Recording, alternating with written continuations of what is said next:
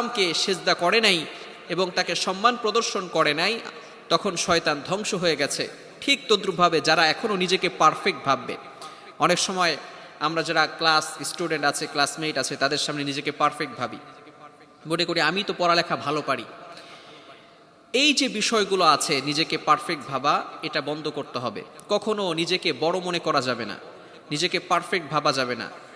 শয়তান নিজেকে পারফেক্ট ভেবে ধ্বংস হয়েছে। যদি আমরাও নিজেকে পারফেক্ট ভাবি, তাহলে আমরাও কিন্তু ধ্বংস হয়ে যাব। এক নাম্বার কাজ হচ্ছে নিজেকে বড়ত্বের ঘোষণা না দেওয়া, নিজেকে সর্বশ্রেষ্ঠ মনে না করা। দ্বিতীয় নাম্বার আলামত হচ্ছে যারা অহংকার করে, তারা অহংকার করে কথার মাধ্যমে, আচরণের মাধ্যমে, চলাফেরার মাধ্যমে। অর্থাৎ যখন তারা চলাফেরা করে তখন অহংকার ভাব নিয়ে চলাফেরা করে। এমন একটা ভাব নেয় যে আমার বাবা অমুক, রাস্তাটা সব যেন তার বাবার, তার বাপদাদার সম্পদ, এটা মনে করে। কথা বলার ভিতরে এত অহংকার থাকে, খবরদার এই অহংকার যাতে করে না থাকে। আল্লাহ পাক রব্বুল আলামিন ঘোষণা দিয়েছেন 21 নম্বর পারার 11 নম্বর পৃষ্ঠার 15 নম্বর লাইন, সূরা লোকমানের 18 নম্বর আয়াতে আল্লাহ তাআলা বলেন, ওয়ালা তামশি ফিল আরদি মারাহা, ডোন্ট বি অ্যারোগেন্ট, তোমরা অহংকার করে চলাফেরা করো না।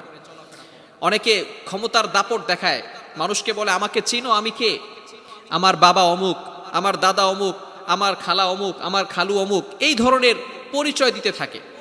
ভালো করে বুঝে রাখবেন, বিশেষ করে যুবক ভাইয়েরা যারা আমার আলোচনা শুনছেন, সব সময় মনে রাখতে হবে আল্লাহ পাক রব্বুল আলামিন যারা অহংকার করেন তাদেরকে পছন্দ করেন না। আল্লাহ পাক রব্বুল আলামিন মানুষকে সৃষ্টি করেছেন মা মাহিনা, ইনফিরিয়র ওয়াটার, নিকৃষ্ট পানি, নিকৃষ্ট একটা পানি দিয়ে আমাদেরকে সৃষ্টি করেছে। আমাদের অস্তিত্বই হচ্ছে এটা। আমাদের এত অহংকার কিসে? এই যে 3.5 ইঞ্চি পেটের ভিতরে যেই নাপাকগুলো আছে, এই নাপাক জিনিস পেটের ভিতরে সব কিছু নাপাক। আমাদের রক্ত নাপাক, পুজ নাপাক, পায়খানা নাপাক, সব কিছু আমাদের ভিতরে নাপাক। তারপর আমরা অহংকার করে চলাফেরা করি। আল্লাহ পাক রব্বুল আলামিন কেমন যেন বান্দাদেরকে বলতে থাকে, বান্দা তোমাকে আমি আল্লাহ তাআলা নাপাক পানি দিয়ে সৃষ্টি করেছি। শুধু তাই নয়, তোমার পেটের ভিতরে নাপাক, তোমার রক্ত নাপাক, তোমার পুজ নাপাক, মৃত্যুবরণ করার পরে তোমার দেহটাও নাপাক হয়ে যাবে, সব কিছু নাপাক। তারপরও কেন তুমি এত বড়াই দেখাও, কেন তুমি এত অহংকার করো? এজন্য আমরা আমাদের অস্তিত্ব নিয়ে ভাববো যে আল্লাহ পাক রব্বুল আলামিন আমাদেরকে কিভাবে সৃষ্টি করেছেন। আরে দুধের কেজিও 60 থেকে 70 টাকা কেজি, আর মানুষকে আল্লাহ পাক রব্বুল আলামিন যে নাপাক পানি দিয়ে সৃষ্টি করেছে তার দাম কেউ 1 পয়সা দিয়েও কিনবে না। কেন আমরা এত অহংকার করি? এজন্য কখনো দ্বিতীয় number sign of arrogant person, দ্বিতীয় নাম্বার কাজ, যারা অহংকার করে চলাফেরা করে, অহংকার করে কথা বলে, এটা কখনো করা যাবে না। নাম্বার 3, তৃতীয় নাম্বার আলামত হচ্ছে রিজেক্ট ইন ট্রু, যারা সত্যকে অস্বীকার করে। অর্থাৎ যখন সত্য তার পক্ষে থাকে না, তখন সত্যকে সে অস্বীকার করা শুরু করে। পৃথিবীর ভিতরে, জমিনের ভিতরে এমন অনেক মুসলমান আছে যারা আল্লাহ তাআলার কথাকে, যেটা তার পক্ষে আসে না, সেটাকে মানতে চায় না। ডজন ডজন আয়াত তারা মানতে চায় না। হুজুররা যখন কথা বলে তখন হুজুরদের উপর খুব রাগ দেখায়। যখন হুজুররা কোরআনের আলোচনা করে, হাদিসের আলোচনা করে, তখন তারা এই সত্যকে মানতে চায় না। কেননা সত্য যখন সে মানবে তখন সে তার হারাম কাজ থেকে বিরত থাকতে হবে। এই জন্য সে সত্যকে অস্বীকার করে। এই জন্য সবসময় মনে রাখতে হবে যে সত্যকে অস্বীকার করা যাবে না।